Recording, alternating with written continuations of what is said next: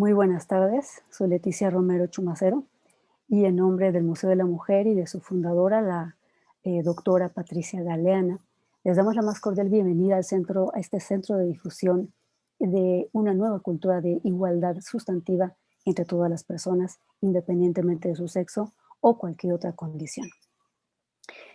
Cuando las condiciones sanitarias nos lo permitan, les invitamos desde luego a visitarnos en la calle de República de Bolivia, número 17, en el Centro Histórico de la Ciudad de México. Y pueden desde luego contactarnos también a través de nuestras redes sociales en Facebook, Museo de la Mujer, en Twitter, @Museo de la Mujer, en Instagram, @Museo de la Mujer CDMX, y de nuestra página web, http:// museodelamujer.org.mx. Y bueno, como les decía, estoy aquí con la encomienda feliz de presentarles a una persona a quien admiro profundamente, la doctora Mila Davasant, profesora investigadora en el Colegio Mexiquense, especializada en historia, eh, con una vasta cantidad de publicaciones relativas al siglo XIX, también al siglo XX, pero de manera notable al siglo XIX, entre otras tantas, algunas dedicadas a Laura Méndez de Cuenca, una escritora nacida en el siglo XIX, en 1853, fallecida en 1928, y solamente para que conozcan algo de su producción, les presento un par de libros, uno publicado en los Estados Unidos, Laura Méndez de Cuenca, Mexican Feminist, con las fechas de nacimiento y muerte de la autora, y este otro, publicado en México, titulado Laura Méndez de Cuenca, Mujer indómita y moderna, 1853-1928, vida cotidiana y entorno. Esto amén de la publicación de las obras de Laura Méndez de Cuenca, narrativa, poesía, narrativa, novela y cuento, poesía, decía también, ensayos, crónicas, trabajo periodístico, en fin. Así pues, sin mayor preámbulo, está aquí con nosotros, la doctora Mila Davasant, quien nos va a hablar precisamente de Laura Méndez de Cuenca, una personalidad relevantísima de nuestro siglo XIX, a través de esta conferencia titulada Laura Méndez de Cuenca, la feminista más destacada de su tiempo. Doctora, bienvenida. Buenas tardes a todas y a todos. Agradezco la invitación de la doctora Patricia Galeana, directora del Museo de la Mujer, y amiga entrañable, compañera de escuela desde hace muchos años, para celebrar este día del nacimiento de Laura Méndez de Cuenca hace 158 años. Me da un enorme gusto estar con ustedes celebrando este día, porque ciertamente Laura Méndez de Cuenca, a mi modo de ver, Leticia Romero puede estar a favor o en contra, pero creo que Laura Méndez de Cuenca fue la feminista más destacada de su tiempo. Es una de las mujeres mexicanas que tiene un andamiaje feminista en todos los sentidos de la palabra. Yo creo que pocas mujeres como ella pudieron sostenerse económicamente como ella. Vivió de la escritura toda su vida y estoy aquí para presentarles algunas imágenes y les voy a ir hablando sobre su vida y su obra. Entonces, si son tan amables de presentar la primera imagen, por favor. Bueno, aquí vemos a Laura Méndez de Cuenca, como a los 18 años, una mujer guapa, una jovencita muy atractiva, con un maquillaje osado para la época. En esos tiempos las mujeres decentes no usaban tanto maquillaje, pero Laura Méndez de Cuenca era harina de otro costal y era una mujer atrevida, con agallas, que vivió su vida como le dictó su corazón y su cuerpo. Entonces, una mujer muy destacada en todos los ámbitos de la palabra, y les voy a ir hablando de ella. Siguiente imagen, por favor. Laura Méndez de Cuenca nació un 18 de marzo de 1853 en la hacienda de Tamariz, una hacienda hermosísima, de la cual solo quedan estas paredes que ven ustedes. Es algo que puede ser común a nuestra conducta de un poco destruir parte de la historia que nos ha dado tanto en México. Entonces, era una hacienda de muchas hectáreas, producía maíz y trigo, y está a un costado de Ayapango, muy cerca de los volcanes Popocatépetl e Iztaccíhuatl, y aquí nació Laura en este año de 1853, durante la última dictadura de Santana. Habrían de transcurrir todavía muchos años, 14, antes de que México pudiera tener un gobierno más sólido, con Benito Juárez a la cabeza y después con Porfirio Díaz. Pero todavía en esta época era un México convulso, de muchos pronunciamientos, muchas guerras civiles.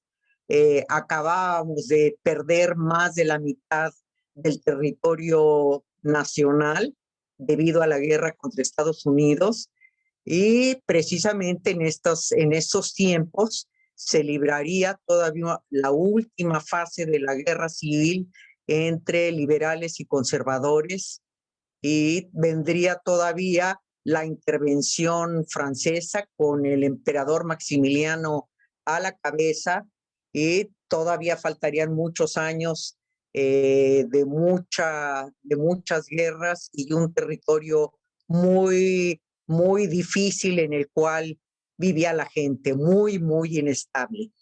Pero aquí nació Laura, era hija de un militar, Ramón Méndez, y de la hija de un francés, un pastelero, Millefort, que había venido en 1824 a México, alentado por las ventajas que daba el gobierno de entonces para colonizar, el territorio mexicano. Seguimos, por favor, con la siguiente. Este es, una calle en un pueblito aledaño, San Francisco Centlalpan, y este es el único vestigio que queda de Laura Méndez de Cuenca. Incluso cuando empecé yo la investigación, de su vida, pues muchísima gente, la gran parte del pueblo, donde este pueblo está afincado en lo que fue la hacienda de Tamariz, o en parte de ella, y pues prácticamente nadie la conoce. Yo he ido algunas veces a dar algunas charlas, entonces espero que más gente la conozca con el tiempo, pero en la época que yo empecé, la investigación hace más de 15 años, pues poquísima gente lo conocía. Siguiente, por favor. Esta es la parroquia, de Ayapango. Aquí encontré el acta de nacimiento de Laura Méndez de Cuenca. Aquí la vinieron a registrar, sus padres. Me dio una emoción enorme cuando el párroco me permitió incursionar en su archivo, y pude encontrar el acta de nacimiento, de Laura Méndez. Laura Méndez, era la segunda hija del matrimonio, de Ramón, y la precedía una hermana que tenía un año mayor que ella, se llamaba Rosa, y durante toda su vida Rosa y Laura serían muy cercanas. Los hijos de ambas, se llevarían muchísimo, y Laura se identificaría más con los hijos intelectuales, periodistas, poetas que tuvo su hermana Rosa, más que con sus propios hijos. Seguimos. Este es parte de lo que es la iglesia de Tlalmanalco, cercana a Tamariz. Es un pueblito que está como a 3 kilómetros. La familia se cambió de Tamariz, que era una hacienda donde no había mucha gente ni muchos servicios, y la familia se pasó aquí, se cambió a Tlalmanalco. Era un pueblo como de 2,000 habitantes y había una escuelita muy pequeña. Siguiente, por favor. Aquí está la iglesia de Ayapango, y ustedes van a ver unos arcos, y por ahí se entraba a la escuelita religiosa que existía precisamente en esos años de 1857, 58, cuando Laura Méndez de Cuenca y su hermana Rosa asistían a aprender las primeras letras y los números. Entonces, la educación era básicamente religiosa. El texto más leído era el Catecismo de Ripalda, conocido desde hacía 5 siglos. Y lo primero que hacían los niños al llegar a la escuela era rezar, y cuando se iban a sus casas, lo último que hacían era rezar. Entonces era una educación eminentemente religiosa. Esto cambiaría en no muchos años gracias a las leyes de reforma decretadas por Benito Juárez. La siguiente imagen es la calle principal de Tlalmanalco, como era justo en la época en que la familia Méndez Lefort vivió en un rancho pegadito. Este es el rancho, este es parte de lo que queda del rancho del Socorro. Era un rancho también muy grande, muy hermoso. Laura escribió acerca de sus años en el pueblo de Tlalmanalco, y la familia era conservadora, muy religiosa, y estaba de acuerdo en el movimiento que llevaban a cabo los conservadores. Laura y su hermana eran dos niñas muy inquietas, inteligentes, y gracias al aliento del abuelo, que tenía ya una pastelería bastante conocida en la Ciudad de México, que se llamaba la pastelería de Emilio Lefort, la familia decidió irse a vivir a la Ciudad de México por la guerra que se libraba muy cerca de este rancho entre liberales y conservadores. Siguiente, por favor. Este es parte del rancho del Socorro, o lo poco que queda de él. Siguiente.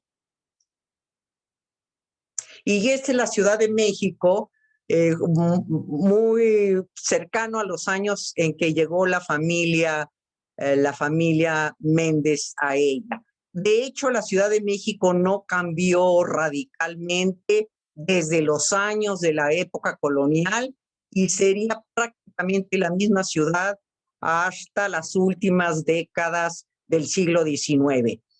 La ciudad medía alrededor de 5 kilómetros hacia el norte, sur, este y oeste. Ven el espacio grande que hay en medio, es el Zócalo.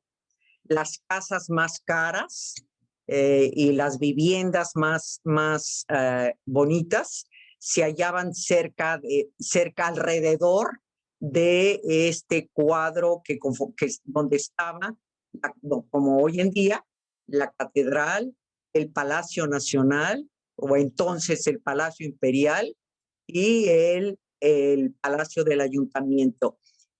Todavía había unas calles de agua. Era una ciudad, Lucas Alamán dijo que se parecía a Ámsterdam, porque todavía había unas calles de agua que venían desde Xochimilco.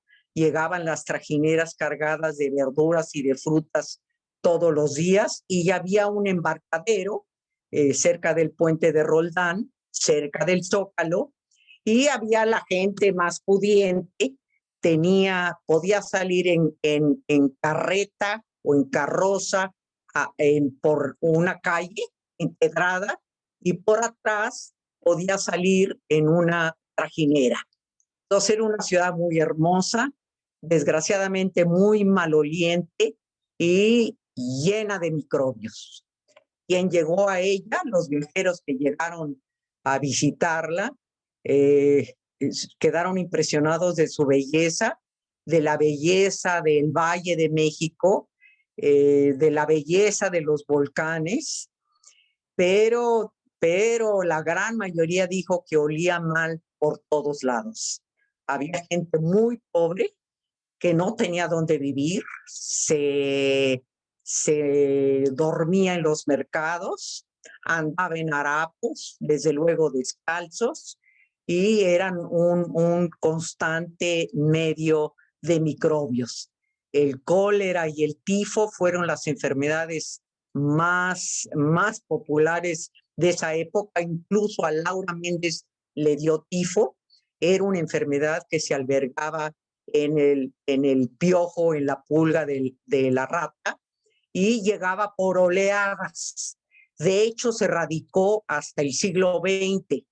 Entonces, sobre todo durante la época de la canícula, cuando había más calor, es cuando llegaba de repente y la gente se ponía pues muy nerviosa porque arrasaba con pobres, ricos, blancos, morenos, niños, adultos, jóvenes.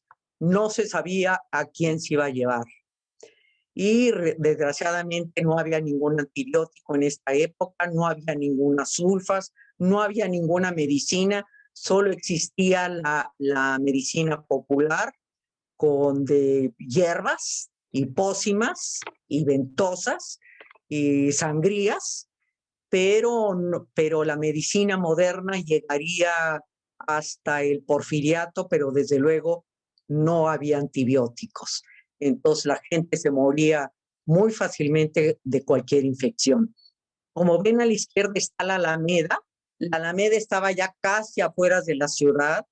Mucha gente se iba a la Alameda a llevar su día de campo, y era una ciudad que era fácilmente caminable.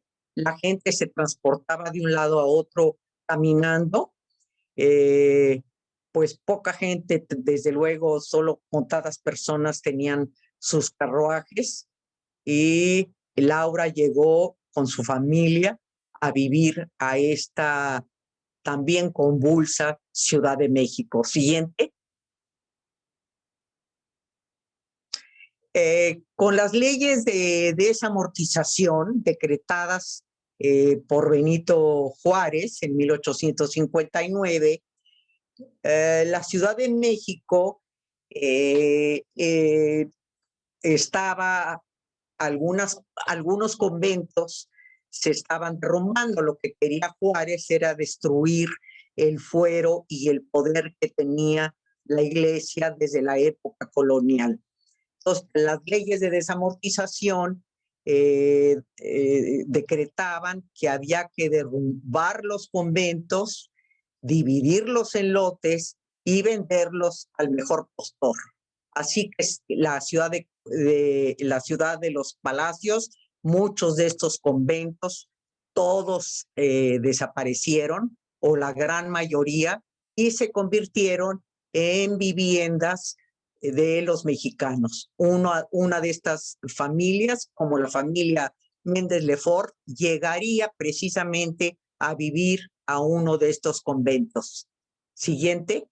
A este convento llegó la familia Méndez Lefort. Por más extraño que nos pueda parecer hoy en día, en esa época o se derrumbaron los conventos o alojaron a distintas familias, se dividieron.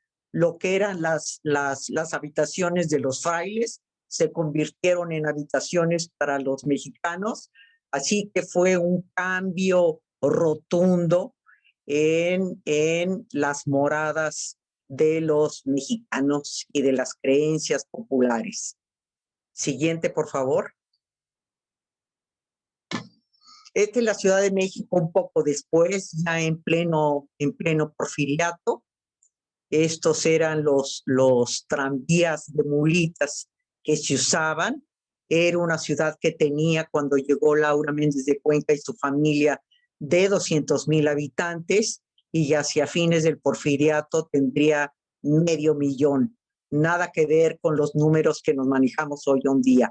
Era una ciudad pequeña, y justo en la época en que Laura va a ser una jovencita muy inquieta intelectualmente, va a llegar al poder Benito Juárez. Siguiente, por favor.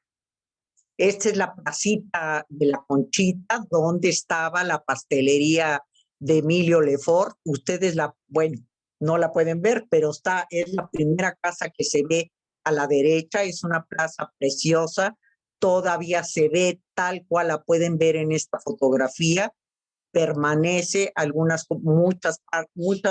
muchos edificios que Laura vio en esa época ya no existen, pero eso está tal cual lo vivió Laura Méndez de Cuenca. Aquí estaba la pastelería, y los primeros años que llegó la familia Méndez Lefort a la Ciudad de México, vivió en Los Altos. Eso era muy común. Las familias vivían en la parte alta de las casas y tenían sus negocios en la planta baja. Siguiente. Bueno, cuando Benito Juárez decreta la Ley de Instrucción Pública del 2 de diciembre de 1857, viene toda una nueva estructuración de la educación y de la cultura en México, y por primera vez en la historia de nuestro país, las mujeres van a tener acceso a la educación, a la primaria, a la secundaria, a la preparatoria y a todas las hoy facultades, entonces las escuelas especiales. Fue la época de oro de la cultura mexicana. Quizá no hemos tenido otra época tan importante en nuestra literatura, digamos, de esta envergadura tan grande. Estaba Ignacio Manuel Altamirano a la cabeza, era el padre de todo este grupo de poetas muy, muy talentosos que habría de cambiar los cánones de la literatura mexicana de esta época. Este es Manuel Acuña, el primer enamorado de Laura Méndez, el poeta malogrado, que vivió poco tiempo, 22 años. Venía de Saltillo, había ingresado a la escuela de medicina, y había ingresado a la escuela de medicina porque en esa época no había en México una escuela de literatura, de letras, como la conocemos hoy en día. Así que algunos de estos jóvenes muy dotados para las letras se inscribían en la escuela de medicina sin tener interés en la carrera, pero sí tenían interés en la beca que les daba el sustento diario. Entonces, Manuel Acuña y otros poetas estaban estudiando la carrera de medicina, y en esa época se organizaban veladas literarias, y en una de esas veladas Laura conoció a Manuel Acuña, se enamoró de él, los dos se enamoraron, bastante más ella que él no le pudo corresponder. Yo pienso que en parte era porque tenía una depresión muy crónica, no tenía dinero, siempre pasaba hambre, fumaba muchísimo y tomaba mucho café. Pero era el poeta pues quizá más famoso de su tiempo, y también por la vida trágica que tuvo. Laura se embarazó de él no se quiso o no pudo casarse con ella, y justo esto fue en 1872, eran muy populares las veladas literarias que Rosario de la Peña organizaba en su casa. Esta mujer que fue la musa de tantos poetas. Siguiente. Este Rosario de la Peña, la foto desde luego no le hace mérito. Nunca he podido conseguir una fotografía que de veras pueda revelar lo hermosa que era, según dicen muchos poetas, y el cuerpo escultural que tenía. Ella era lo opuesto que Laura, era una mujer la mujer ideal de su tiempo, sabía tocar el piano, sabía recitar, sabía moverse adecuadamente y además de muy bella, pues tenía suficientes fondos su familia para que los poetas pudieran reunirse en su casa y la gran mayoría de ellos le escribió poesías que perduran en la historia de la poesía en México. Son de las su libro de poemas es una de las reliquias de la historia literaria de México más importantes. Entonces, Manuel Acuña quedó prendado de esta mujer y le escribió el Nocturno a Rosario, que a lo mejor algunos de ustedes conocen. Por lo menos cuando yo iba en la secundaria, era muy común aprendérnoslo de memoria. Pues bien, yo necesito decirte que te quiero, decirte que te adoro con todo el corazón. Según López Portillo, el abuelo del presidente, él decía que era la poesía más popular de su época. Entonces, bueno, esta mujer que irradiaba cultura y irradiaba buenas costumbres, se llevó el corazón de Manuel Acuña, mientras Laura estaba embarazada y realmente desesperada porque no sabía qué iba a hacer con su futuro hijo. Ya no vivía con sus padres, vivía con su hermana Rosa. Rosa también era una mujer liberada, ya tenía en esa época 2 hijos de Beteta, una familia que había venido de Guatemala, y tenía una vida azarosa también, muy compleja. Y en fin, estas 2 mujeres vivían juntas y estaban también muy llenas de pretendientes. Seguimos. Esta es Laura Méndez de Cuenca, como a los 30 años. Es una fotografía que a mí me gusta mucho. Y esta letra manuscrita es de Manuel Acuña, y le escribe una poesía a Laura.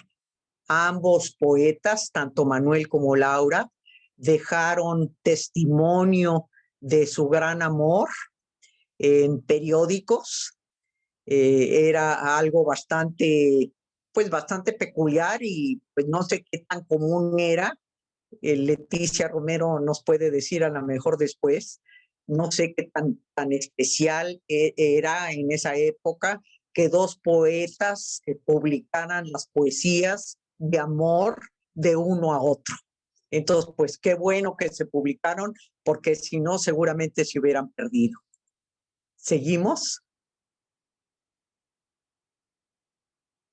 Bueno, Manuel Acuña, Laura Méndez de Cuenca fue alojada en la casa. Esto lo sé porque el bebé Manuel Méndez, Manuel Acuña Méndez, nació en la casa de Agustín Fidencio Cuenca. Este fue el amante, el amigo, el confidente de Laura, uno de los mejores amigos de Manuel Acuña. Él y Juan de Dios Pesa eran los hermanos digamos, los hermanos de alma de Manuel Acuña. Y Agustín hizo tuvo un acto pues, de gran amor hacia dos poetas que él quería mucho, que era Laura y Manuel. Le dijo a Laura que se fuera a vivir a su casa y que allí podía tener su hijo. Entonces allí nace el bebé. No sabemos qué tantas veces lo visitó su padre, Manuel. Seguramente lo conoció, lo abrazó, pero desgraciadamente el 2 de diciembre de este año, el bebito nace en octubre y en diciembre Manuel se suicida con cianuro en la escuela de medicina donde vivía. Y bueno, fue una tragedia para el mundo intelectual, para el mundo cultural de la Ciudad de México y pues desde luego para Laura y para Agustín se les cayó el cielo encima porque pues Laura se quedó sin el padre de su hijo y Agustín sin su mejor amigo. El bebito se muere en enero, en enero del año siguiente, de 73, y pues Laura se fue abajo totalmente, escribió algunas poesías y finalmente pasó el tiempo y Laura siguió viviendo en casa de Agustín, realmente no tenía dónde vivir, sus padres no le hablaban, Rosa tenía una vida sentimental muy compleja, así que empezó a involucrarse sentimentalmente con Agustín Cuenca. Agustín Cuenca es el primer poeta modernista de México, es un poeta pues muy poco conocido, de enorme talento, ya estudiado por un escritor veracruzano y, y eventualmente padre de 7 hijos que tuvo Laura con Agustín. Entonces, primero empezaron a involucrarse sentimentalmente, empezaron a tener varios hijos, finalmente decidieron casarse, se casaron nada más por lo civil, no por la iglesia. Los dos eran librepensadores y estaban convencidos del liberalismo que tenía y que daba a luz todas las leyes decretadas por el gobierno de Benito Juárez. Siguiente, por favor. Este es Guillermo Prieto, pretendiente, aunque ustedes no lo puedan creer, pretendiente de Laura, un poeta muy querido para los mexicanos, pero también un Don Juan, como había muchos en esa época, y él le daba una beca a Laura para estudiar en el conservatorio, donde también se impartían varias clases, no solo de música, pero claro que Laura Méndez de Cuenca pues nunca le hizo caso, ¿no? Siguiente, por favor. Aquí está el árbol genealógico de la familia Méndez Lefort. Ellos tuvieron 4 hijos. Y como ven, aquí Rosa se casó finalmente con Ignacio María Beteta, con quien tuvo estos 2 hijos,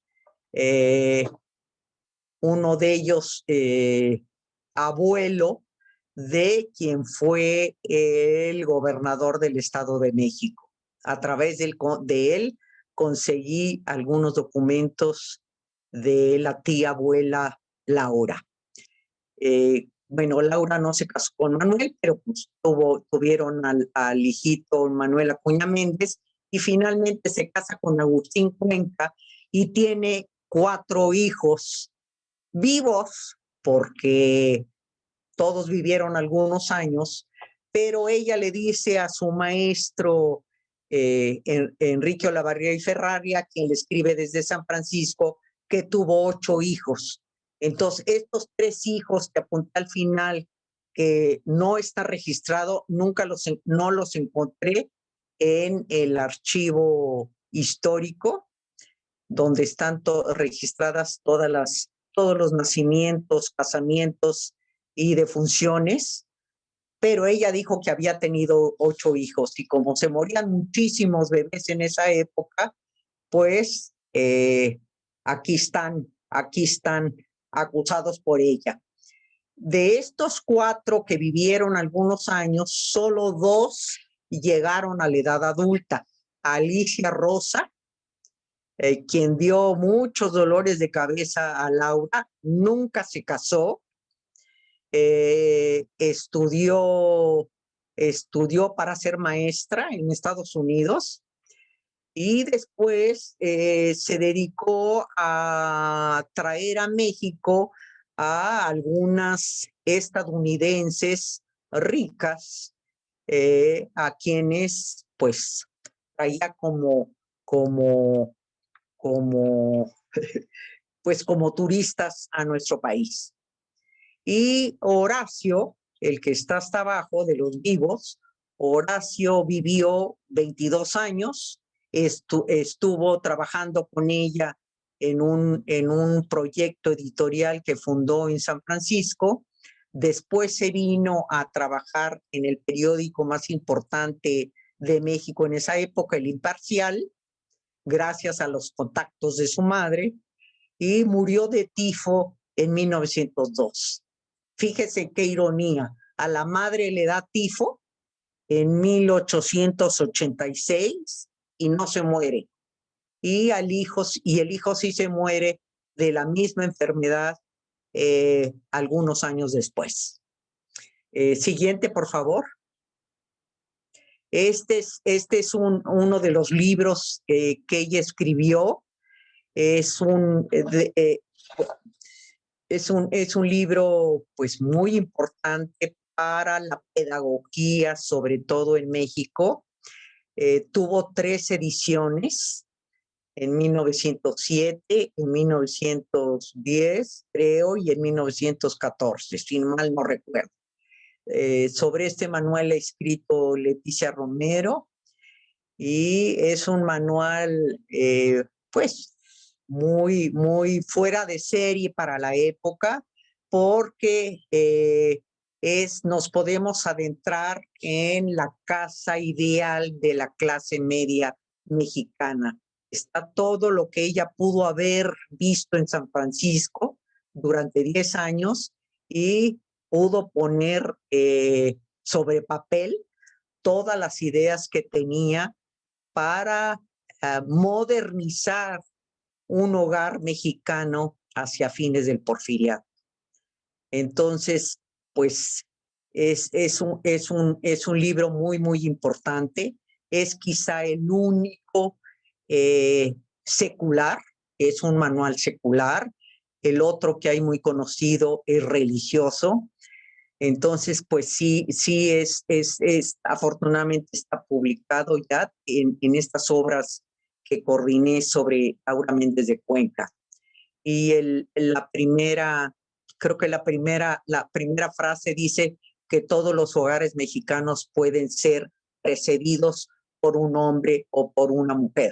Entonces ella estaba muy clara que un hogar mexicano podía llevarse a cabo perfectamente bien por una mujer, como ella lo hizo durante varias décadas.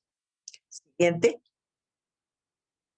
Este es parte del manual. Aquí está pues algo que le llegó en el alma, ¿no? Es todo el cuidado que había que darles a los bebés. Ella que perdió tantos hijos, tuvo mucho interés en enseñar cómo debía de cuidarse a los bebitos tan pronto nacían. En esa época se usaba que las mujeres ricas no amamantaran a sus bebés, sino lo hacían las nodrizas, Entonces, pues, era, no es que fuera malo, pero no le daba los suficientes anticuerpos a los bebés que le da la leche materna. Entonces, muchos bebés morían durante los primeros 5 años de su vida y finalmente cuando cumplían 5 años se empezaba a decir que, que ya habían logrado pasar todas las enfermedades que se llevaban a muchos bebés al otro mundo.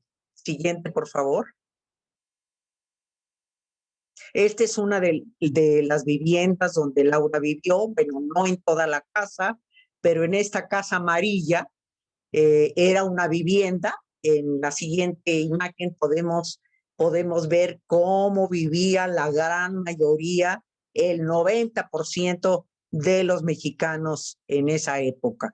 Esta es una pintura de Velasco, pero así eran las viviendas de esa época. Tenían lavaderos, las mujeres tenían lavaderos, y se podía rentar 1 o 2 cuartos según las posibilidades económicas de cada familia, y había hasta 5 patios, 1, 2, 3, 4, y el último patio era el más pobre, donde vivía la gente más hacinada y más pobre. Toda la gente de aquí, toda la gente que vivía en las viviendas, desde luego no tenían baño propio, tenían letrinas compartidas y tampoco tenían regaderas ni tinas, sino lo usual era tener una tina de hoja de lata que subían al dormitorio y allí acarreaban agua para bañarse una vez a la semana. Entonces la higiene en esa época estaba en pañales, por eso había tantas enfermedades y tantas muertes. Siguiente, por favor.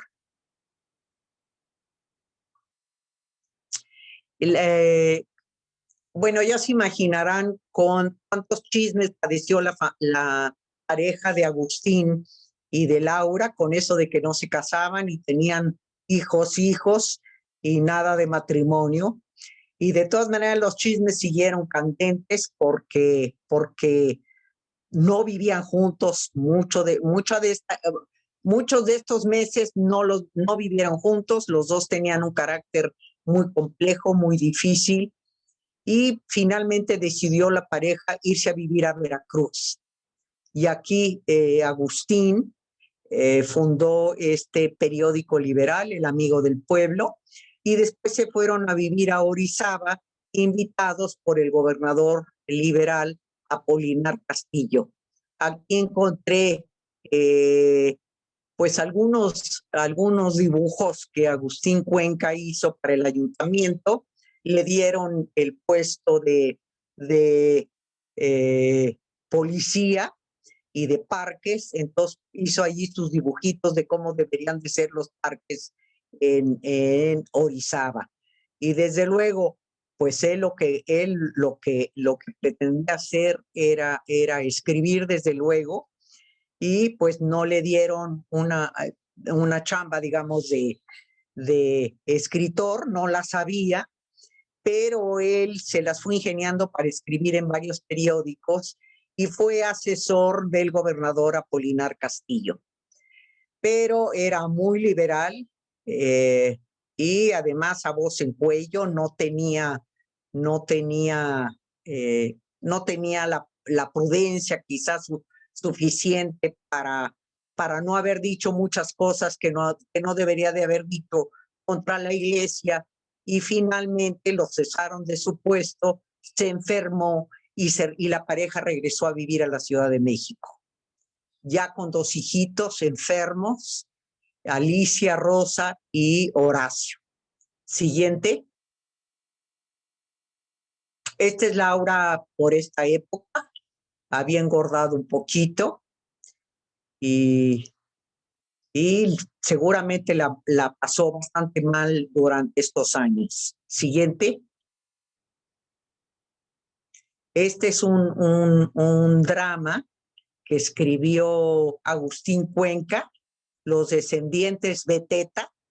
Como Laura tuvo 2 hijos, pero ninguno de sus 2 hijos se casó ni tuvo hijos, así que quien heredó los pocos bienes de Laura, y los bienes solo eran obras literarias, pues el descendiente Beteta tiene esta obra, este drama escrito por Agustín Cuenca y dedicado a Altamirano.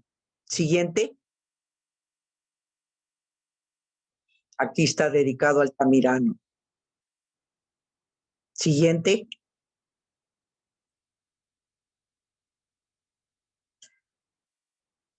Bueno, Agustín, les decía yo que se vienen a la Ciudad de México, se enferma y se muere muy pronto, en 1884, y Laura queda pues muy sola, sin relaciones con la familia, y pues tenía que mantener a sus 2 hijos.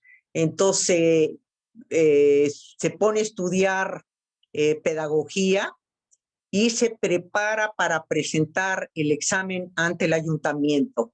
En esa época, antes de que existiera la escuela normal, que se fundó ya en plena Porfiriato, se podía obtener el título en el ayuntamiento. La gente se preparaba en las diversas academias o después en la secundaria para señoritas, y Laura presenta sus exámenes en 1885 para ser maestra titulada.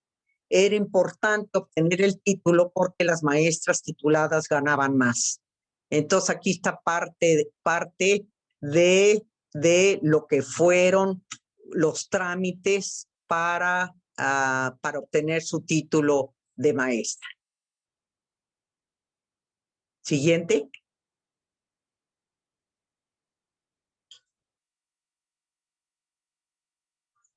En esa época era muy importante la caligrafía. Solo el 10% sabía leer y escribir. Entonces había que hacer alarde de una buena letra Palmer, como la que vemos enfrente. Se usaba poner estos versos de varios poetas, y se presentaba un cuadernito. Esto todavía está en el archivo del Ayuntamiento de la Ciudad de México. Hay varios de estos cuadernitos, y finalmente le dan el título a Laura en 1885. ¿Seguimos?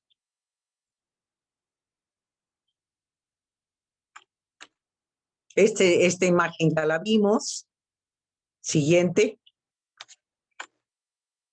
Y bueno, los chismes por sus amantes y por los hijos fuera de matrimonio seguían en la Ciudad de México, y Laura entonces decidió expatriarse a la ciudad de San Francisco.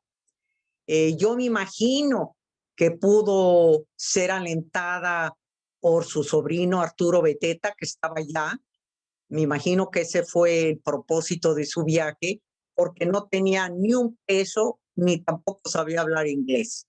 De todas maneras, eso muestra que tenía un carácter, unas agallas fuera de serie, totalmente fuera de su época, y Laura se va a San Francisco, donde vive 9 años.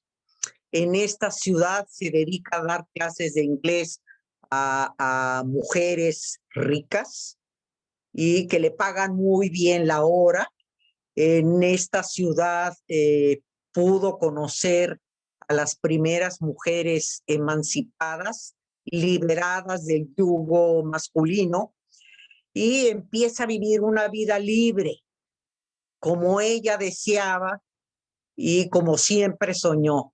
Nadie la señalaba en las calles, ella podía vivir como quería, y a pesar de que tenía una vida muy compleja, porque tenía que mantener a sus 2 hijos, pues iba a las tertulias literarias y tenía una vida cultural muy importante porque San Francisco era una ciudad cosmopolita en la cual vivían muchos europeos y muchos estadounidenses, desde luego, muy cultos. Era una ciudad muy, muy importante. Siguiente.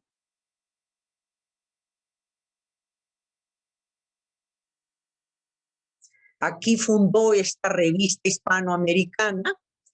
Fue una revista que no duró mucho tiempo, pero fue fundada por Laura Méndez y un argentino, cónsul de Argentina en San Francisco, José Schleiden, y pues no tiene mucho que ver con la literatura, pero sí tiene mucho que ver con el comercio, la industria, la economía y todo cuanto podía interesar a una sociedad tan dinámica como la de San Francisco de esa época. Es una revista que Laura empieza a exportar y a vender fuera de San Francisco. Desde luego llega a la Ciudad de México, se la ofrece a su maestro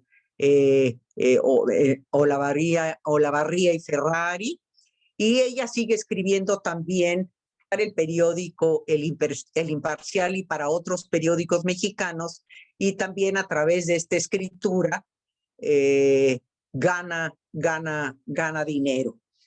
Esta revista no dura mucho tiempo porque el socio se queda con ella, y como no había ningunos papeles notariales que sustentaran que ella también era dueña de la revista, de hecho creadora, ahí trabajaba su hijo Horacio como impresor, pues pierde la revista y se viene abajo, es un golpe muy duro otra vez, y eventualmente deja a su hija Alicia encargada con una amiga maestra, Vesta Bradbury, y regresa a la Ciudad de México después de 9 años con Horacio. Siguiente. San Francisco en la época. Todo esto se destruyó con el terremoto de 1904, incluso toda la historia de la ciudad de San Francisco pues se conoce bastante poco, porque no solo fue un terremoto terrible, sino que se incendió toda la ciudad. Laura ya no estaba ahí, por fortuna, pero fue una gran desgracia para la ciudad y para la historia. ¿Seguimos? En esta esquina que ustedes ven a la izquierda, aquí estaba la revista de Laura. Era uno de los primeros rascacielos de la ciudad, se llamaba Mills Building, y aquí estaba nuestra mexicana maestra, literata, mujer valiente y de agallas, y se codeaba con Olivetti y con los grandes empresarios y comerciantes de San Francisco de esa época. Siguiente. Es otra fotografía de esa época. Esta se la mandó a su maestro. Ella le gustaba mucho usar estos moños y los encajes. Siguiente. Y bueno, regresa a la Ciudad de México porque Villada, este personaje que vemos aquí, el gobernador del Estado de México, a quien había conocido en aquellos años de juventud en la década de los 70. Ya estamos a fines del siglo XIX. Y Villada era gobernador del Estado de México desde 1889 y se acordó que su compañera de pluma, Laura Méndez, estaba ya destacando, ya su nombre se oía entre la gente culta de México, le decían la segunda Sor Juana, la mujer más culta de México, y la invitó a ser directora de la Escuela Normal de Toluca. Era una escuela que Villada fundó y quería imprimirle el sello moderno que pensó que Laura podría imprimirle. Entonces Laura se viene a Toluca, imagínense el contraste desde San Francisco, liberal, donde las mujeres deambulaban por las calles hasta de noche, solas, nadie las veía y podían ganar los mismos sueldos que los hombres. De hecho, ahí había empezado un movimiento liberal muy importante y llega a Toluca, una ciudad muy provinciana, donde las mujeres se escondían en sus casas y espiaban a través de los visillos de las cortinas.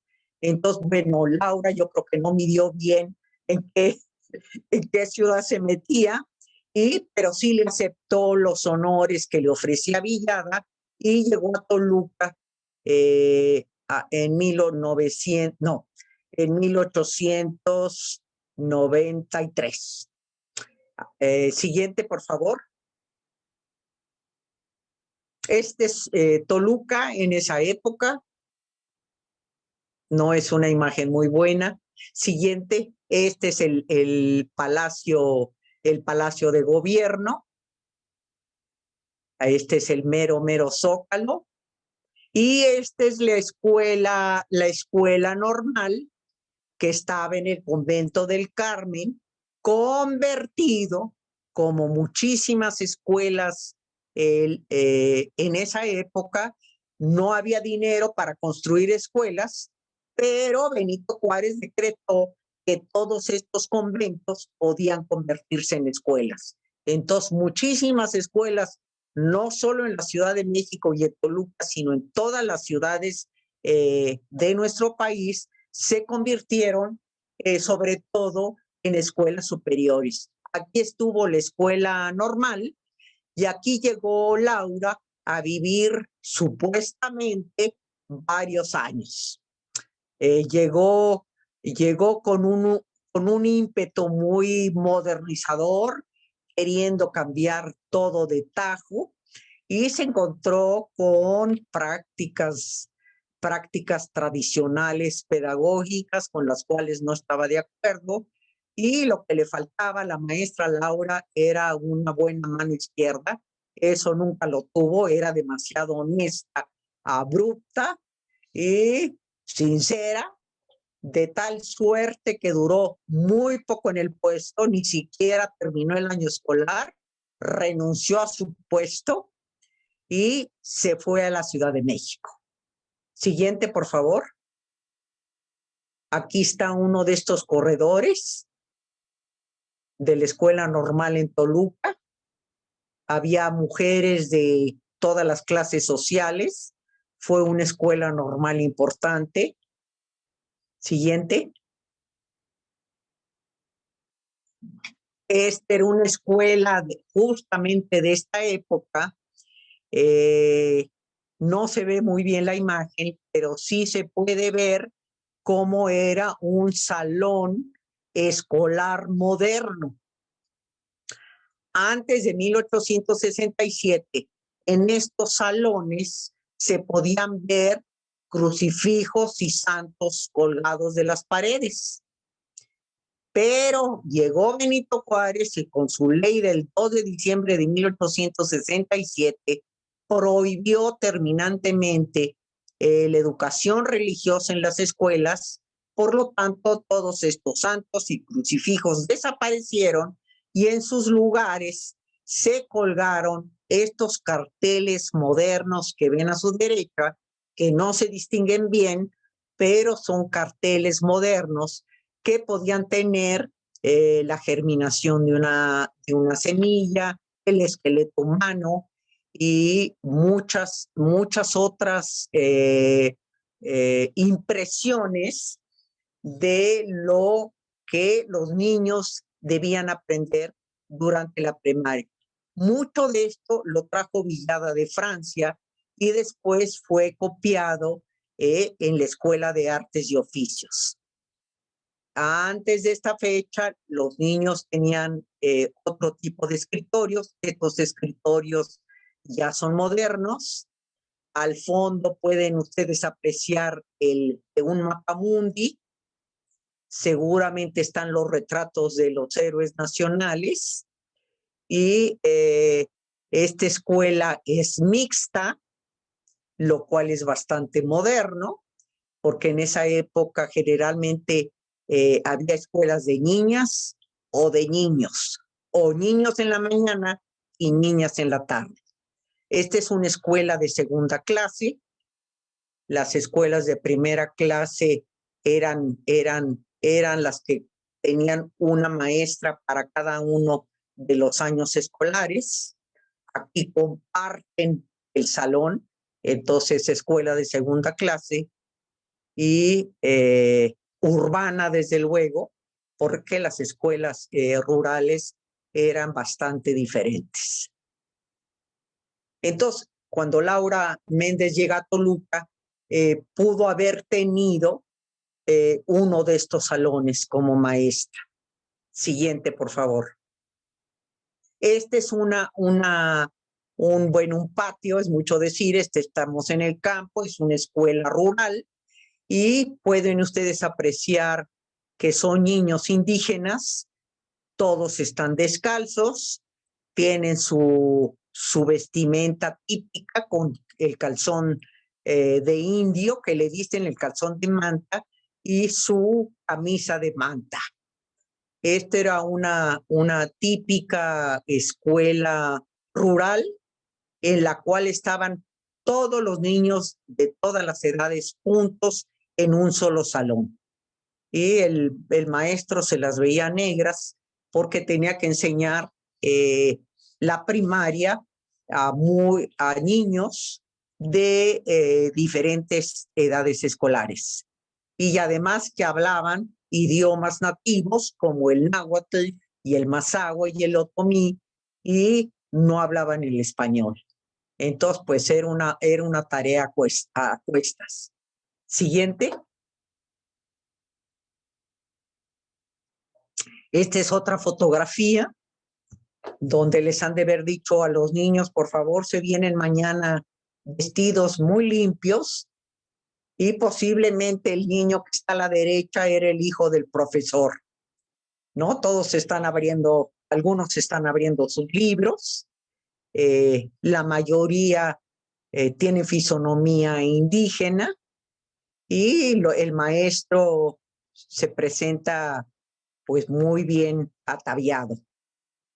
Esta es una escuela de Toluca también. ¿Seguimos?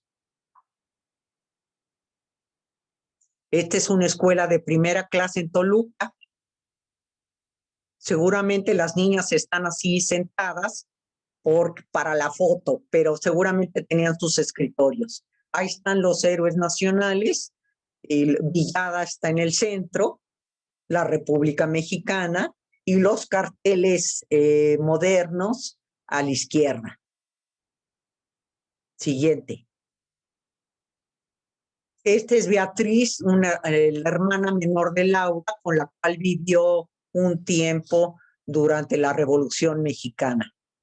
La época más difícil para Laura y para muchos mexicanos, desde luego. Siguiente. Esta es Laura, con su mirada altiva. Ya una mujer con una carrera literaria y pedagógica, pues muy impresionante. Ya hablaba 7 idiomas, había escrito, había incursionado en todos los géneros literarios, había escrito 2 novelas y muchos artículos de pedagogía. En 1902, Justo Sierra, el ministro de Instrucción Pública de Porfirio Díaz, manda a Laura Méndez de Cuenca a San Luis, Missouri, a aprender el sistema educativo del kindergarten en aquella ciudad. Siguiente. Este es San Luis, Missouri. Siguiente.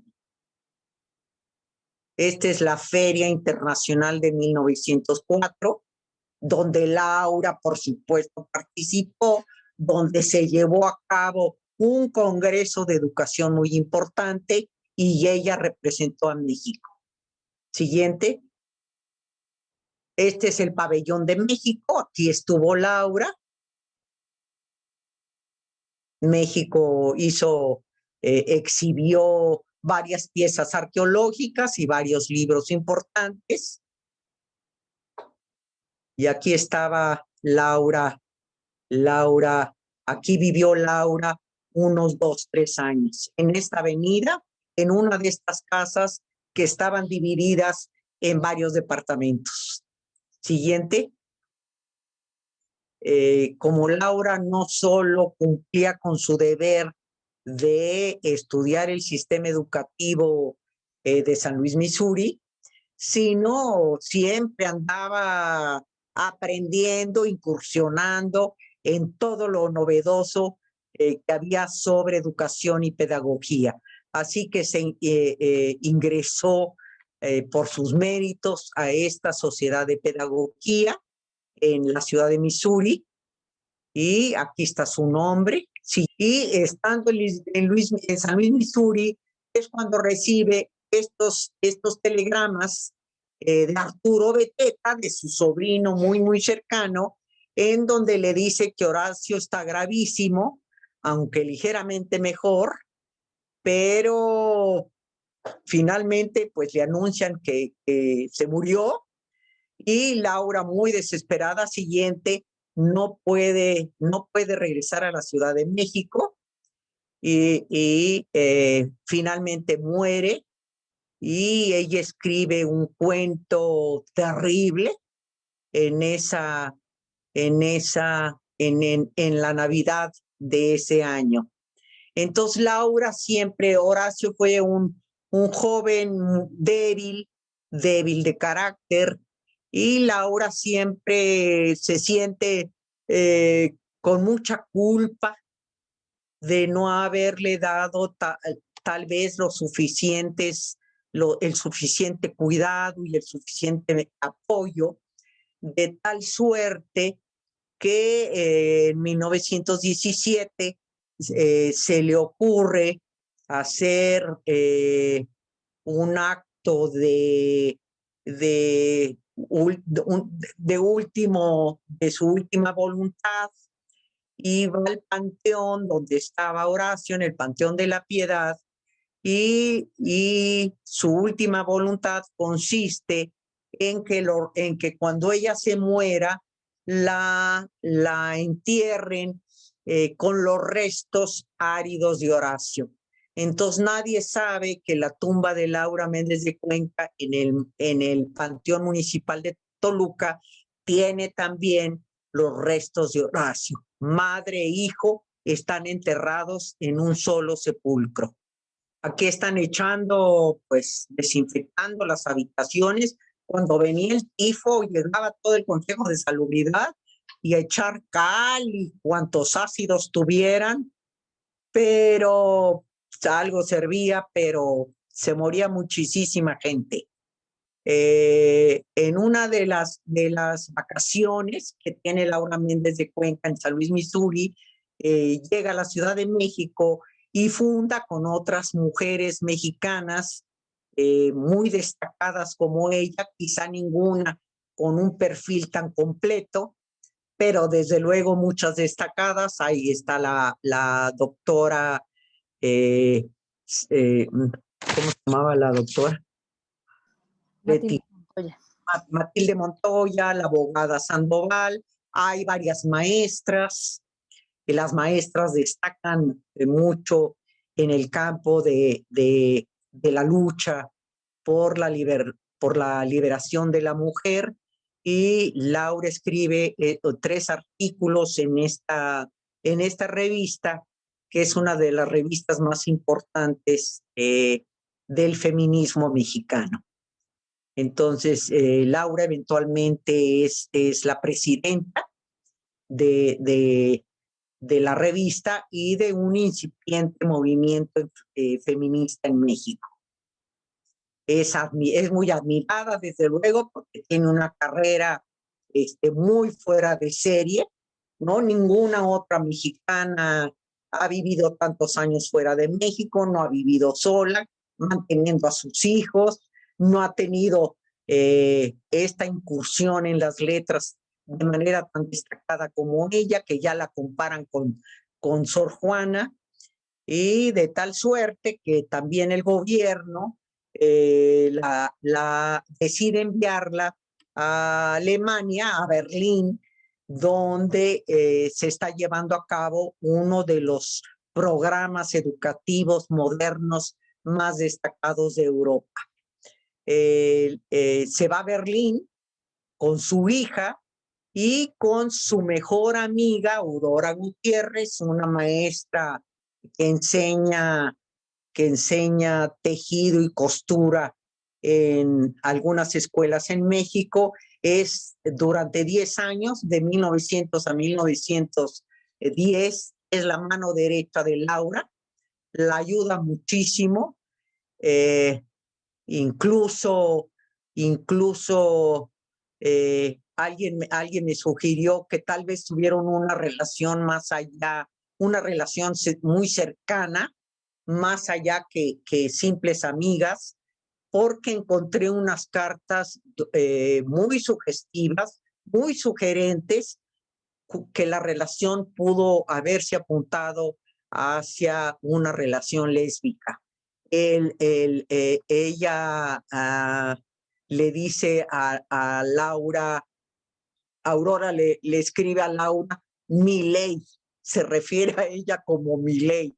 Ya se imaginarán por qué, ¿verdad? Todo lo que decía Laura era la ley. Entonces Aurora la ayuda muchísimo en esta década, se encarga de Alicia, de tener a Alicia un poco calmada, porque pues en esa época no estaban catalogadas las enfermedades femeninas mentales y también masculinas, nada más existía la histeria, pero yo puedo suponer que Alicia, quien acabó por temporadas en el manicomio de la Castañeda, pudo haber sido bipolar, porque era de unos contrastes de carácter muy impresionantes y que causaron muchos dolores de cabeza a Laura. Incluso incluso en esta época que vivió en Berlín,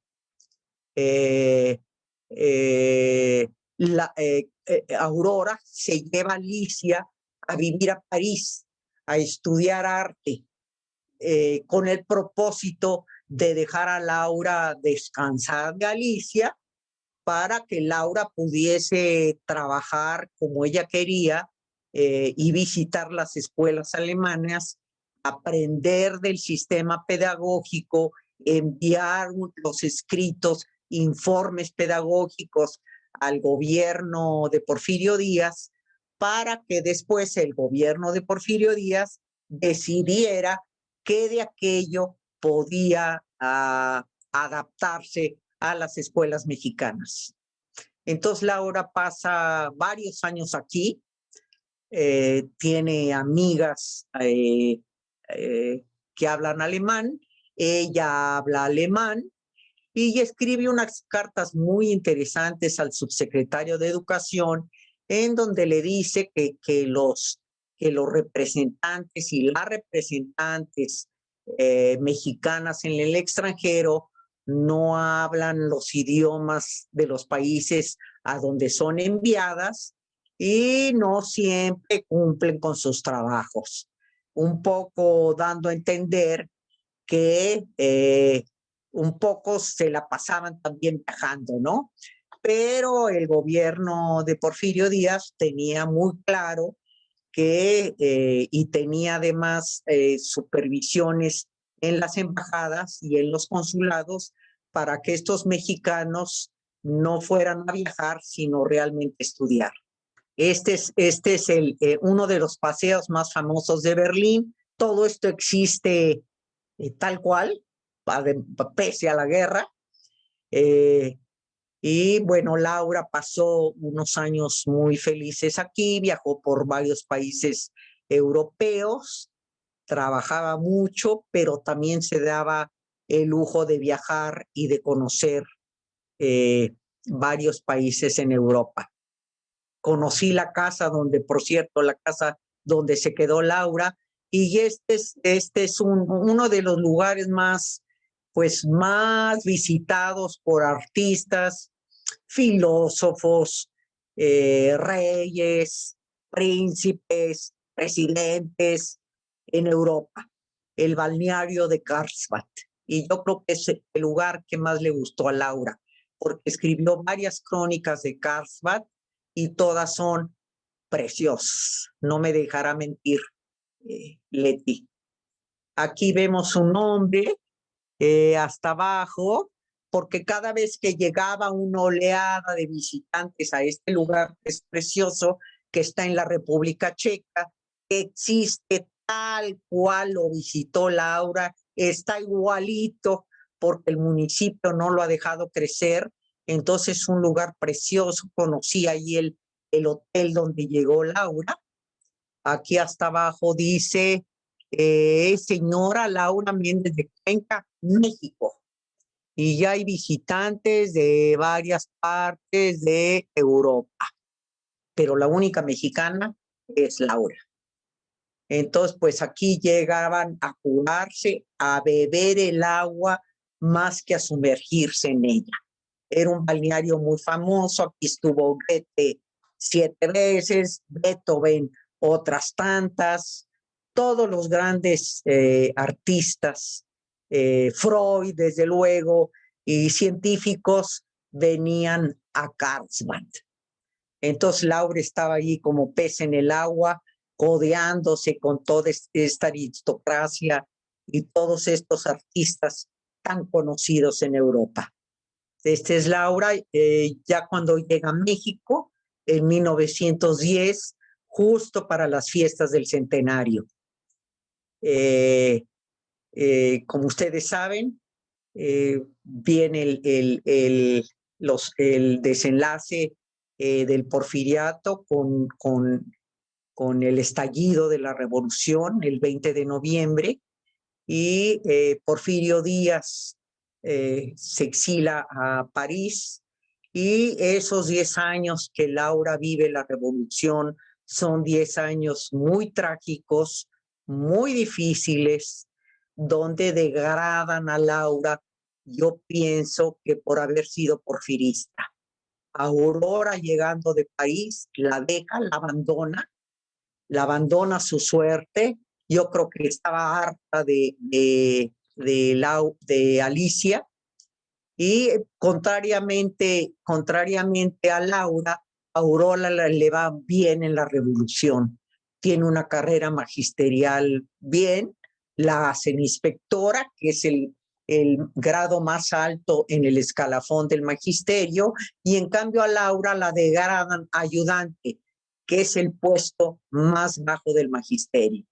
Entonces tiene 10 años muy, muy complejos, muy difíciles, muy tormentosos, en los cuales casi deja de escribir poesía, pero sigue con sus afanes feministas. Tiene unas crónicas donde exalta a la mujer revolucionaria, pero se ve obligada a abrir un tendajón, una tiendita que vende varios productos y vive de eso. Ya voy a terminar, ¿eh? Y bueno, aquí para colmo de males, la castigan, o sea, ya la habían castigado bastante durante su juventud, pero ahora también durante su vejez la acusan de que acaso fue corrupta y se robó unas peluconas de oro, que era una moneda española. Entonces le levantan este chisme. Desde luego ella dice, pues si yo me los hubiera robado, no sería tan pobre, ¿verdad? Entonces se defiende como siempre, y así sigue su vida, siempre defendiéndose y siempre con mucha honestidad. y muy libre. ¿Seguimos?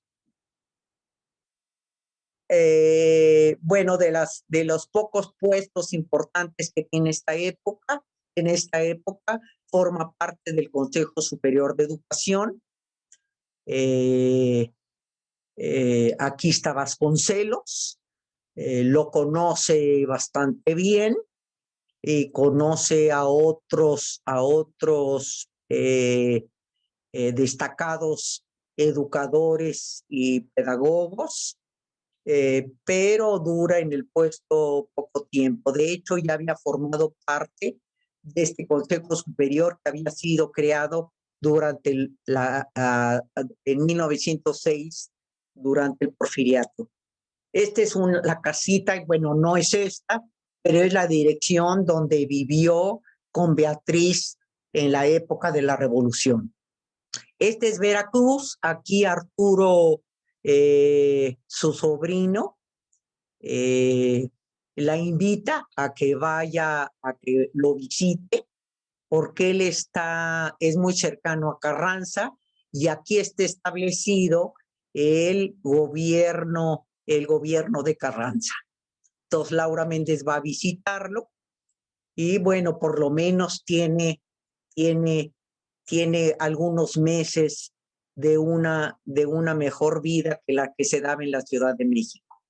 Estos son los hijos de Beteta, de uno de los sobrinos, de los hijos de Rosa, que fueron más afines a Laura, que ella no tuvo nietos, así que estos niñitos fueron como sus nietos. Esta es una foto muy mala, pero la única que tengo de Laura. En 1910 ya era diabética, ya había ganado mucho peso, ya estaba enferma y estaba ya había ingresado a la Universidad Nacional a estudiar sánscrito y estudiar algunas materias como alumna regular. Ella pagó los exámenes, no quería ser oyente, sino quería ser alumna regular pese a sus años. Rosa, su hermana, con quien siempre tuvo una relación muy, muy estrecha, dicen que se murió en los brazos de un amante en Cuba, un amante muy joven. Y pues no lo dudo porque también tuvo una carrera muy azarosa. Ella ella era actriz en el teatro. También valdría la pena hacer una biografía de ella.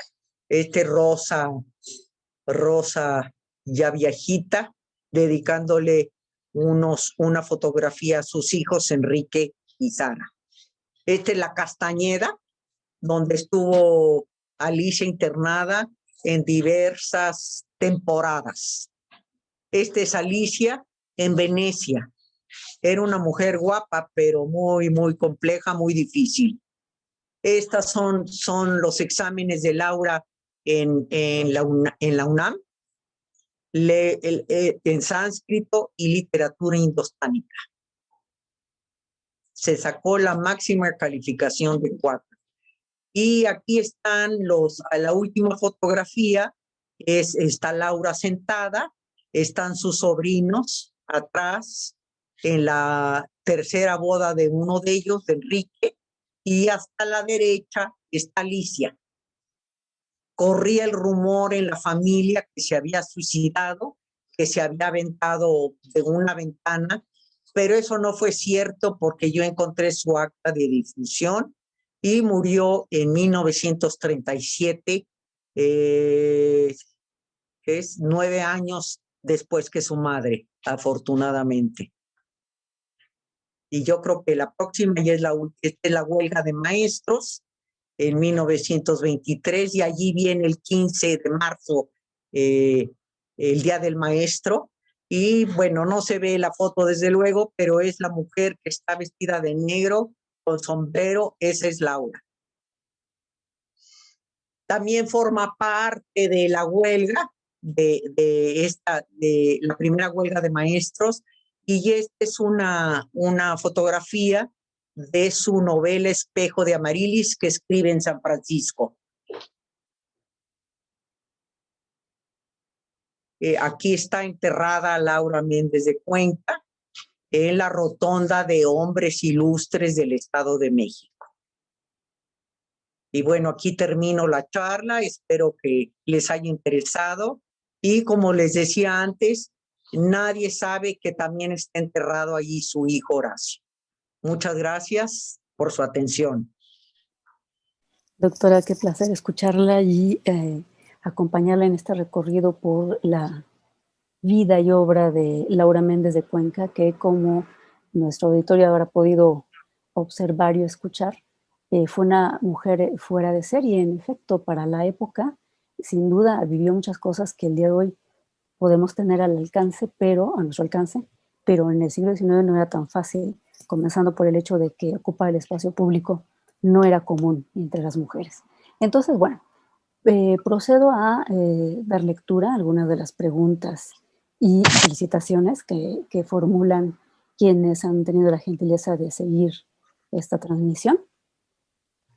Y bueno, comienzo por Mario Martínez, que agradece y saluda desde Tepoztlán, Morelos. Asmara envía saludos. Dice, es un lujo tener esta iconografía e investigación tan seria en este espacio. Mi admiración a su labor historiográfica. Y también envían saludos, bueno, ya decía Mario Martínez, Gravitania Tzul, Andy Torres Alejo, Aidi Añe, Psicología TT, Lili Rilo, Rubén Ríos, Carmen Robles Gil, Anaí Mendoza, Susi Peniche, a Dariana Morán, María Esther Peña, Mari Rosales, del Foro Permanente de Mujeres de Iztacalco, Karina Arguiles Díaz. Y después hay algunos comentarios, por ejemplo, el de Cristina Spitia, quien dice esto. Saludos, doctora Mila Dabazán, excelente charla. He leído algunos de sus trabajos sobre la historia de las mujeres, pilares fundamentales que abrieron el interés de las nuevas generaciones por el estudio de las mismas. Agradezco totalmente su conferencia sobre la gran maestra Laura Méndez de Cuenca. Gracias. Y pregunta Mario Martínez. Bueno, dice primero, fascinante y admirable trabajo, doctora Mílada. En verdad es impresionante la biografía de Laura. Felicidades. Y pregunta, ¿tuvo alguna participación en la Revolución Mexicana? ¿Alguna relación con Juana Belén Gutiérrez de Mendoza? Bueno, participación activa, no. Pero sí siguió escribiendo, bueno, seguía escribiendo crónicas, ensayos importantes acerca de la mujer con la antorcha de la revolución, varios artículos importantes, y en 1916 se celebró un congreso feminista en Mérida, en Yucatán, y fue hecho en honor de Laura. Entonces, bueno, me imagino que Laura se enteró, ¿verdad? Porque se enteraba de todo, así que debió estar contenta que pues le hicieran los honores, pese a que la estaba pasando tan mal, ¿no? Que su vida había valido la pena, había trabajado muchísimo en pro de que la mujer estudiara y trabajara y tuviera derecho a la verdadera vida. De acuerdo. También hay comentarios de Rosalía Chávez. Gracias por tan magnífica exposición. De Marlu B. Una muestra de mexiquenses ilustres, una de nuestras mexiquenses ilustres. María de Lourdes Aguilar. Saludos desde San Francisco Centlapan, Amecameca, en donde se encuentra la ex hacienda de Tamaris, lugar de nacimiento de Laura Méndez de Cuenca. Y por acá también hay algunas preguntas de Karina Arguiles sobre los hijos de Laura y Agustín. ¿Qué información tiene, doctora? Sí, bueno, como les dije, tuvo 7 hijos con Agustín Cuenca. 3 de ellos no los encontré, pero sé que nacieron. Es muy posible que no haya registrado las difusiones. Eso era común, no era nada excepcional. Y de los 4 que tuvo vivos, una fue Eva Adelaida, que murió a los 3 años, que debió haber sido terrible, y otro niño, Mario, que murió a los 10 meses. Entonces, bueno, esos fueron los 2 hijitos que nacieron vivos, que se murieron niñitos, y los otros 2 que les dije, bueno, ya le conté la historia de Alicia y de Horacio. Muy bien. Ana Vázquez Colmenares dice, interesantísima su investigación, felicidades. La saludo desde Oaxaca. Soy la secretaria de Las Mujeres de Oaxaca, que seguramente es una asociación. Aletia Villasana, agradezco tanta información. Díganos, por favor, si se pueden conseguir sus trabajos. Sí, me consta que sí, doctora. Sí, se pueden conseguir, se pueden comprar. Pues yo me imagino que por Amazon, ¿verdad, Leti? No sé. Me imagino que también si se meten a la dirección del Colegio Mexiquense, allí en la librería les podrán dar informes, pero claro que se vende su biografía. Y por internet, por una liga. Así es, este que es un librazo en todos los sentidos, se consigue con mucha facilidad buscándolo en línea. Y este otro sí, por Amazon, yo sí lo conseguí más bien a través de ese servicio. Y desde luego están los volúmenes de las obras de Laura, los 3 volúmenes editados por Siglo XXI, coordinados por la doctora Milada Bazant, y que incluyen la obra que hasta ese momento pues considerábamos que era la obra completa. No sabíamos de las cartas que encontró después, pero hasta ese momento era la obra que creíamos completa. Faltaría solamente la novela que todavía no se publica, Los Preciados. Sí, que la va a publicar, según entiendo, la UNAM, ¿verdad? Pablo Mora. Pablo Mora. Cartas seguramente que irán apareciendo en diferentes lugares, pero fuera de eso todo lo demás está ahí. Exacto. Entonces, y bueno, acá hay otra pregunta de Ana Vázquez. ¿Tuvo relación con Laureana Wright de las Violetas de la Náhuac? Sí se conocieron porque tenían un perfil semejante, un perfil intelectual semejante.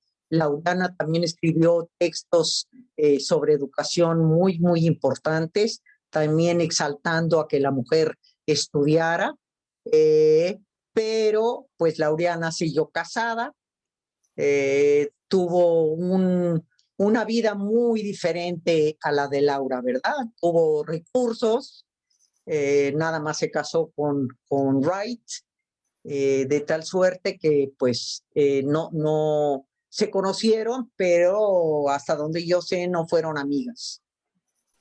Sí, así es, no tenemos hasta ahora noticias de que haya habido algo más entre ellas en términos de cercanía amistosa o algo así, pero sin duda se conocían y se respetaban, eso seguro. Sí, sin duda. Y bueno, acá algo más de Alfredo García Cerda. Dice, bellísima e inspiradora investigación. Doctora, me gustaría formular 2 preguntas. 1, ¿cómo fueron recibidas las ideas pedagógicas por el magisterio de ese tiempo? Y 2, ¿es posible saber qué textos de pedagogía tuvo en su biblioteca?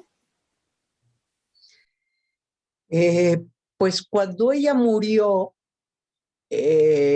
todo se quedó en casa de sus, bueno, parte en casa de los Beteta, ¿no? A través de su sobrino.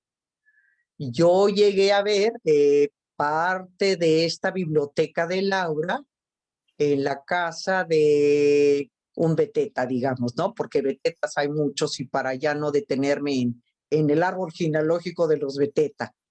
Y otra parte tenía, y eso creo que lo relato en la biografía, tenía pues varios libros sobre literatura. Por ejemplo, tenía las poesías de Amado Nervo, dedicadas a Laura, y tenía otros libros de estos poetas tan famosos dedicados a Laura.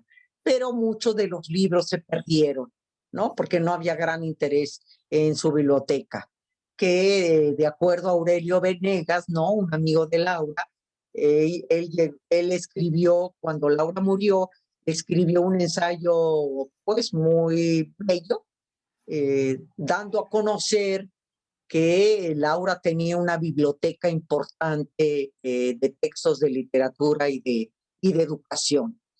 Ahora, en cuanto a sus textos pedagógicos, pues no sabemos bien a bien qué de aquello que mandó Laura y qué de aquello que mandaron otros maestros enviados por Justo Sierra al extranjero, a Estados Unidos y a Europa, aterrizó en las leyes de educación mexicanas, pero seguramente sí tomaron en cuenta lo de Laura, porque pues eran informes pedagógicos importantes.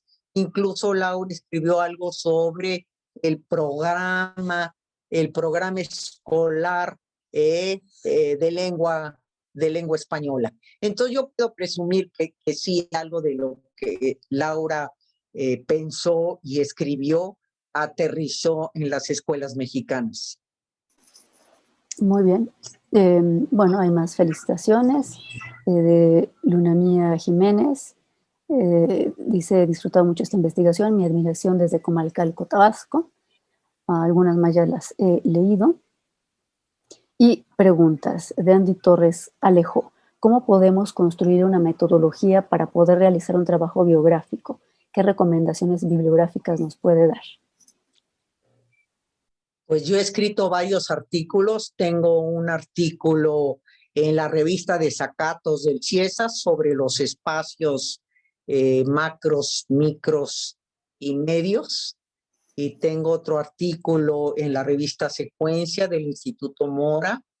Coordiné un libro de metodología biográfica en el Colegio Mexiquense y pues me encanta la biografía. He seguido escribiendo la biografía de otro maestro que está en prensa y estoy escribiendo la de otra mujer también del siglo XIX. Entonces también me interesa mucho la metodología. Sí, como no, y además los cursos, doctora, que También. usted ha organizado en torno a la especialidad, porque además es toda una especialidad, ¿no? Bueno, otro comentario, Adriana Peinado. Buenas tardes, muchas gracias por esta conferencia. Me parece muy interesante la labor que realizó Laura en Missouri, cuando fue comisionada por Justo Sierra para estudiar el kindergarten norteamericano. Y pregunta, ¿qué sucedió con los informes que realizó? ¿Sabemos si fueron publicados, estudiados en su época? Sí, fueron publicados en la serie de libros. Lo pongo aquí. Este es uno de ellos. Son 3 tomos publicados por siglo XXI.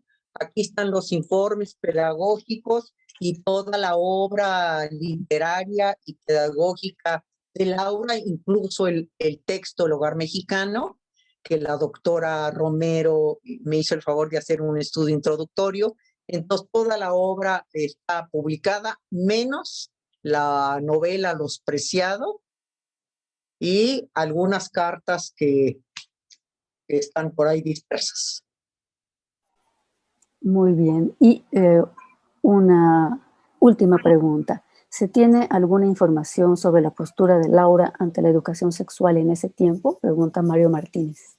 Ay, pues buena pregunta. Buena pregunta, porque seguramente tenía mucho que decir al respecto, ¿no? Porque pues tuvo una vida totalmente liberada sexualmente y una vida que quizá en Estados Unidos y en Europa no llamó la atención, pero en México fue la comidilla, ¿no? Y no la dejaron en paz ni de vieja, todo el mundo hablaba mal de ella. Pero empezaba la educación sexual. Había varios congresos sobre educación y hay un punto, recuerdo, de un congreso, si mal no recuerdo, en Milán, y uno de los puntos a tratar fue sobre la educación sexual, pero nada que ver con lo que se puede decir hoy en día. Estaba en pañales. Entonces realmente era muy poco lo que se decía. Así es, sí, hay por ahí una afirmación que ella hace en una de las cartas a Olavarría cuando dice que por lo que hizo y por lo que pudo haber hecho estaba en la boca de sus caritativos paisanos, ¿no? El puro chisme terrible en torno a ella, ¿no? Y mucha envidia como sus propios contemporáneos y contemporáneas pudieron Sí, ver. sí, sí. Bueno, serían todas las preguntas que tendríamos hasta aquí, doctora. Quiero preguntarle si usted quisiera hacernos algún comentario final para ir cerrando esta sesión deliciosa. Bueno, nada más decirles que me interesó tanto hacer su biografía. Yo soy historiadora de la educación durante muchos años y escribir su biografía me dio me generó tanto interés porque por primera vez pude tratar a alguien vivo, que esa es la maravilla de hacer una biografía. El biógrafo, la biógrafa siente que está trabajando con alguien que está vivo. Es una sensación muy particular, pero es muy real. Y tanto me gustó que seguí haciendo otras biografías y seguiré haciendo, porque el tema me parece apasionante. Es un género poco estudiado en México, poco elaborado y vilipendiado todavía por los historiadores, los escritores y los literatos eh, lo asumen con mucho gusto, pero los historiadores todavía ven a la biografía como un género menor. En este caso, con más razón le agradecemos el esfuerzo, que es además un esfuerzo de tantos años de investigaciones en todos los espacios posibles por donde pasó Laura Méndez de Cuenca, tanto en México como en el extranjero, porque fue la que nutrió estos dos libros, una investigación, insisto, vastísima, profunda, especializada, pero también llena de cariño. Eso se nota en los textos que nos ha brindado, doctora. Así pues, para agradecerle la generosidad de sus trabajos y en este caso de su presencia aquí, quisiera leer, para que el público lo conozca, el reconocimiento que el Museo de la Mujer le extiende. Y dice esto: el Museo de la Mujer otorga el presente reconocimiento a la doctora Milada Basant del Colegio Mexiquense, Asociación Civil, por la conferencia Laura Méndez de Cuenca, la feminista más destacada de su tiempo, en conmemoración de su natalicio. Hoy, 18 de agosto de 2021, Ciudad de México, firmado por la doctora Patricia Galeana, fundadora y directora del Museo de la Mujer y conocida de usted desde hace mucho tiempo, como nos ha comentado. Así pues, le agradezco una vez más su presencia, que en verdad es iluminadora, lo digo en términos generales y lo digo de manera personal también, porque he tenido el placer de trabajar un poquito con usted y bueno, es siempre aleccionador y se aprende muchísimo. Muchas gracias. Gracias, gracias, Leti. Al contrario, doctora. Así pues, una vez más le agradezco, doctora, y a ustedes, público gentil que nos ha acompañado esta tarde aquí, la amabilidad de su presencia, de sus preguntas y de sus felicitaciones. Así pues, en nombre del Museo de la Mujer, soy Leticia Romero Chumacero y me despido de ustedes. Muchas gracias.